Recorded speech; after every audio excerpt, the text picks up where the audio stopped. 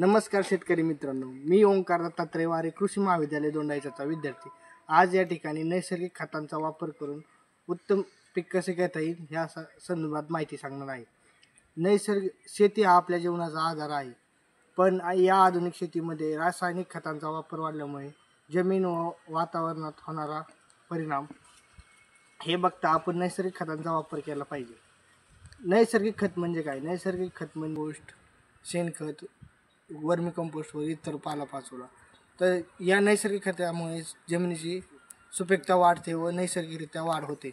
Compost कसे तयार करायचे? कंपोस्ट तयार करण्यासाठी घरातील कचरा, शेण, पालापाचोळा गोळा करून ढीग करून गोळा करून त्याच्यावर पाणी शिंपडून 4 ते 6 आठवडे ठेवल्यानंतर कंपोस्ट तयार। वर्मी कंपोस्ट म्हणजे किड्यांपासून तयार केलेले खत। हे अत्यंत पौष्टिक असते पिकांसाठी। वर्मी कंपोस्ट तयार करण्यासाठी किड्यांच्या विष्ठेपासून तयार केलेले असते। नैसर्गिक खतांचा वापर करताना योग्य प्रमाणात करावा। गांडूळ खत म्हणजे किड्यांपासून तयार केलेले खत। हे खत पिकासाठी अत्यंत पौष्टिक असते। या खतांचं खत किड्यांच्या विष्ठेपासून तयार केले जाते व शेणखत। त्यामुळे नैसर्गिक खतांचा वापर शेतात योग्य प्रमाणात करावा अथवा कमी प्रमाणात केला तरी चालेल।